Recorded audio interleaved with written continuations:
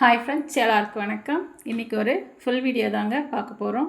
இன்றைக்கி meal maker biryani தான் பண்ண போகிறோம். அது ஒரு பாத்திரத்தில் எண்ணெய் ஊற்றி நெய் கொஞ்சம் ஊற்றிக்கலாம். எண்ணெய் 1/4 கப்பு, நெய் 1/4 கப்பு சேர்த்து ஊற்றிருக்கேன். பட்டை, லவங்கம், ஏலக்காய், அன்னாச்சி பூ, மராட்டி மூக்கு எல்லாம் சேர்த்து வதக்கியாச்சு. வெங்காயமும் சேர்த்துருக்கேன்.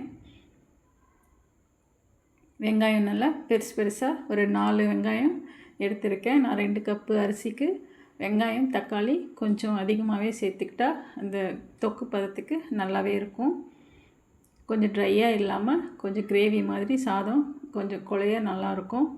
அதனால் நான் வெங்காயம், தக்காளி நிறைய சேர்த்துருக்கேன். வெங்காயம் சேர்த்துட்டு ஒரே ஒரு பிரியாணி இலை போட்டிருக்கேன். வெங்காயம் நல்லா வதங்கிடுச்சு. இப்போ இஞ்சி பூண்டு பேஸ்ட்டு சேர்த்துக்கலாம். வெங்காயம் நல்லா ப்ரௌன் கலரில் நல்லா வதங்கி இருக்கணும். அப்போ தான் டேஸ்ட்டு ரொம்பவே நல்லாயிருக்கும். சீக்கிரம் நைட்டுக்கு கொஞ்சம் மிச்சம் இருந்தாலும் ஊசாமல் நல்லாயிருக்கும், கெட்டு போகாது. அதனால் வெங்காயம் நல்லா வதக்கிறது ரொம்பவே முக்கியம். 3 ஸ்பூன் இஞ்சி பூண்டு பேஸ்ட்டு சேர்த்துக்கலாம். நான் இஞ்சி பூண்டு ஈவனாக தான் அரைச்சி வச்சுருக்கேன், அதே சேர்த்துக்கலாம். இஞ்சி பூண்டு பேஸ்ட்டு நல்லா சேர்த்து நல்லா வதக்கிக்கலாம்.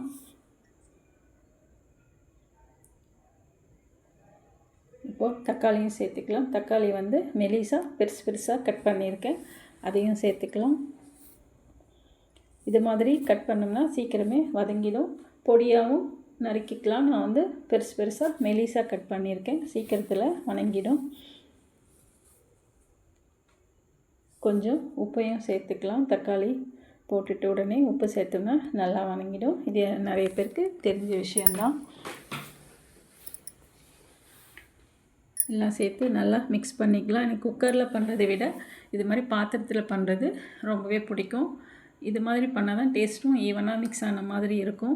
அதனால் நான் எப்போவுமே பிரியாணி, தக்காளி சாதம் எல்லாமே பாத்திரத்தில் தாங்க பண்ணுவேன். நீங்கள் எப்படி பண்ணுவீங்கன்னு கமெண்ட் பண்ணுங்கள். உங்களுக்கு பாத்திரத்தில் பண்ண பிடிக்குமா, குக்கரில் பண்ண பிடிக்குமான்னு கமெண்ட் பண்ணுங்கள். கொத்தமல்லி தழை, புதினா தழை சேர்த்துக்கலாம். நான் கொத்தமல்லி தழை, புதினா தழை நிறையவே போட்டுக்குவேன். எனக்கு அந்த ஃப்ளேவர் டேஸ்ட்டு ரொம்பவே பிடிக்கும். நல்லா சேர்த்து மிக்ஸ் பண்ணிக்கலாம்.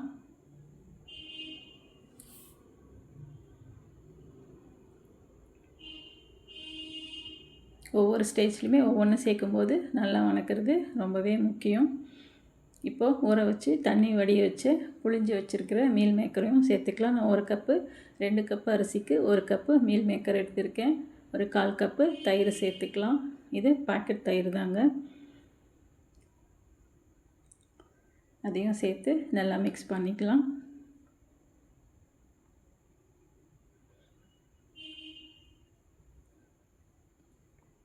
இது நல்லா மிக்ஸ் பண்ணி விட்டுட்டு இப்போ மிளகாத்தூள், மல்லித்தூள் சேர்த்துக்கலாம்.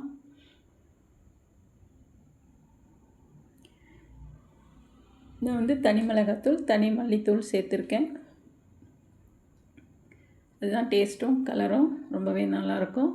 1 ஸ்பூன் தனியாத்தூள், 1 ஸ்பூன் 1.25 ஸ்பூன் மல்லித்தூள் சேர்த்துருக்கேன்.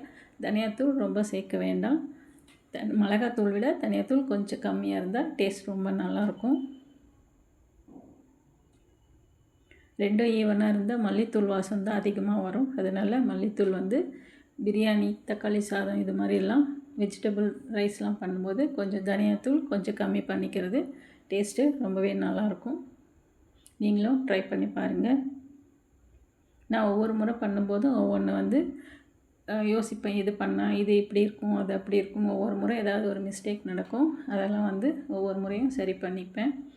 இந்த கப்பில் நான் 2 கப்பு ரைஸ் சேர்த்துருக்கேன். இதில் 4 கப் தண்ணி சேர்த்துக்கலாம்.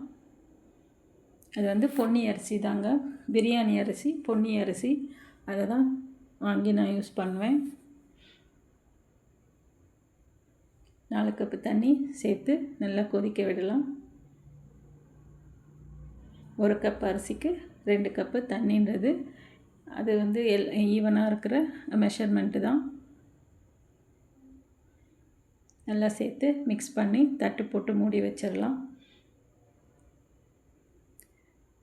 தண்ணி நல்லா கொதி வரட்டும். மசாலா வாசம் எல்லாமே போகணும்.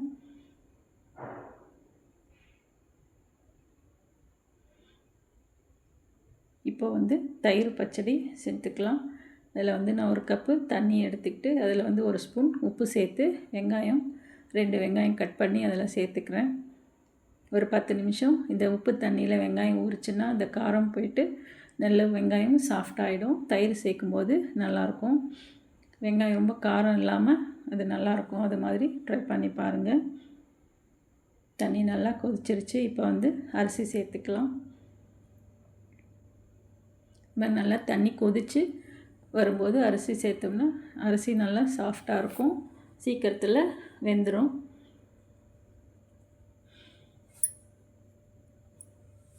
ரெண்டு கப் அரிசி வந்து நான் வந்து வெங்காயம்லாம் கட் பண்ணும்போதே ஒரு 20 நிமிஷத்துக்கு முன்னாடியே நான் ஊற வச்சுருந்தேன். தண்ணி வடிச்சிட்டு சேர்த்துக்கலாம்.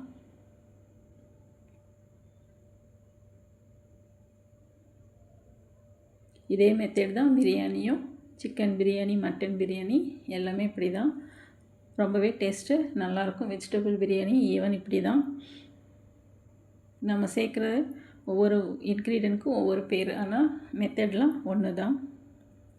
நான் இப்படி தாங்க இதே மாதிரி தான் செய்வேன். ஒரே மாதிரி மெஷர்மெண்ட்டில் தான் செய்வேன். நீங்கள் எப்படி பண்ணுவீங்கன்னு கமெண்ட் பண்ணுங்கள். இது மாதிரி செஞ்சு பார்த்துட்டு எனக்கு கமெண்ட் பண்ணுங்கள். சப்ஸ்கிரைப் பண்ணுங்கள். என்னோடய சேனல் பிடிச்சிருந்தா லைக் பண்ணுங்கள். நான் காஷ்மீரி மிளகாத்தூள்லாம் அதிகம் சேர்க்குறது இல்லைங்க. வெறும் தனி மிளகாத்தூள். அதே வந்து கலர் கொஞ்சம் ஓரளவுக்கு இருக்கும். லைட்டான கலர் இருந்தால் போதும். நான் கலர் பொடி எதுக்குமே நான் கலர் பொடி யூஸ் பண்ணுறது கிடையாது. அரிசி சேர்த்துட்டு நான் கலந்து விட்டுட்டு ஒரு பாதி எலுமிச்சைப்பழம் புழிஞ்சு விட்டுக்கிறேன். நான் இந்த ஸ்டேஜில் தான் எலுமிச்சைப்பழம் புழிஞ்சு விடுவேன். தயிர் சேர்க்கும்போது சேர்க்க மாட்டேன். இப்போது சேர்த்துட்டு மிக்ஸ் பண்ணிவிட்டு கொஞ்ச நேரம் வேக விட்டுடுவேன். இது மாதிரி ட்ரை பண்ணி பாருங்கள். இந்த ஸ்டேஜில் உப்பு காரம் பார்த்துக்கலாம். ஏன்னா முதல்ல சேர்த்த உப்பு தான் தக்காளி போடும்போது சேர்த்தது தான். உப்பு மட்டும் கொஞ்சம் கம்மியாக இருந்தது, அதை சேர்த்துக்கிட்டேன். காரம் கரெக்டாக இருந்தது. நல்லா மிக்ஸ் பண்ணி விட்டுட்டு தட்டு போட்டு ஒரு 5 நிமிஷம் மூடி வைக்கலாம்.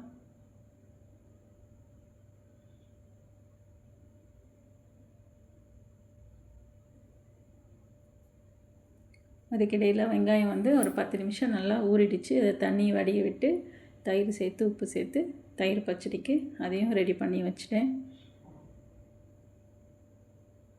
வெங்காயம் தயிர் பச்சடிக்கு நீளமாக போட்டு இது மாதிரி உப்பு தண்ணியில் போட்டு ஊற வைங்க. டேஸ்ட் ரொம்பவே நல்லாயிருக்கும்.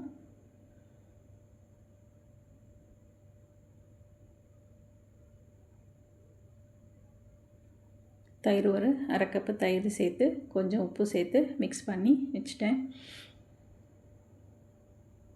இதில் நான் மாதுளம்பழம் போடுவேன், கேரட் போடுவேன், அப்புறம் வெள்ளரிக்காவும் போடுவேன். இந்த முறை வெறும் வெங்காயம் தயிர் மட்டும்தான் சேர்த்துருக்கேன்.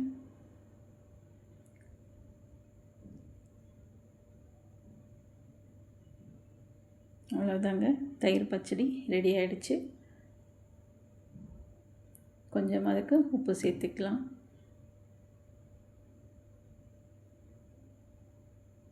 இப்போ சேர்க்குற உப்பு தான் அந்த வந்து பச்சடிக்கு டேஸ்ட் இருக்கும். முன்ன வந்து நம்ம வெங்காயம் ஊறுறதுக்காக போட்ட உப்பு அதை வந்து தண்ணியில் போயிடும். இப்போ சேர்க்குறது தான் பச்சடிக்கான உப்பு. அளவாக உப்பு சேர்த்து ஊற வச்சு மிக்ஸ் பண்ணி ஊற வச்சுட்டேன். இப்போது தட்டு திறந்தேன். நல்லா சாதம் பொலன்னு நல்லா வெந்துருச்சு. தண்ணியும் பாருங்கள் ட்ரை ஆகிடுச்சு. இன்னும் ஒரு 5 நிமிஷம் கிளறி விட்டுட்டு தம் போட வேண்டியது தான்.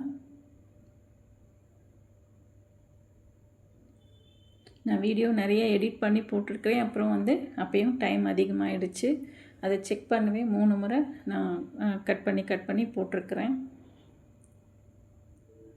அவ்வளோதாங்க, இந்த ஸ்டேஜில் தம் போட்டுடலாம். நான் ஒரு வெயிட்டான குக்கரை தூக்கி மேலே வச்சுருவேன் எப்பயுமே. அது தம் போடுறதுக்கு அதுதான். வெயிட்டான பாத்திரத்தை தட்டை போட்டு மேலே மூடி வச்சா தம் ஆகிடும். ஒரு 10 நிமிஷம் பார்த்து திறந்து பார்க்கலாம். ரொம்ப சூப்பராக பொலன்னு தக்காளி சாதம் செம்ம டேஸ்ட்டாக இருந்தது. நீங்களும் ட்ரை பண்ணி பாருங்கள். மசாலா தண்ணி எல்லாமே பர்ஃபெக்டான அளவில் இருந்தது. நீங்களும் இது போல் ட்ரை பண்ணி பார்த்துட்டு எனக்கு கமெண்ட் பண்ணுங்கள். அவ்வளோதாங்க, மீல் மேக்கர் பிரியாணி ரெடி ஆகிடுச்சு. நான் தட்டில் போட்டு சாப்பிட ரெடி ஆகிட்டேன். என்னோடய ஸ்டைல் மீல் மேக்கர் பிரியாணி எப்படி இருக்குதுன்னு நீங்கள் செஞ்சு பார்த்துட்டு கமெண்ட் பண்ணுங்கள். எனக்கு என் சேனல் பிடிச்சிருந்தா லைக் பண்ணுங்கள், கமெண்ட் பண்ணுங்கள், சப்ஸ்கிரைப் பண்ணுங்கள். Bye friends. தயிர் பச்சடி கொஞ்சம் வச்சு சாப்பிட உட்காந்தாச்சு. இந்த சாதம் எனக்கு சுட சுட சாப்பிட்றதை விட நைட்டு ஆறின பிறகு சாப்பிட்றது ரொம்பவே பிடிக்கும்.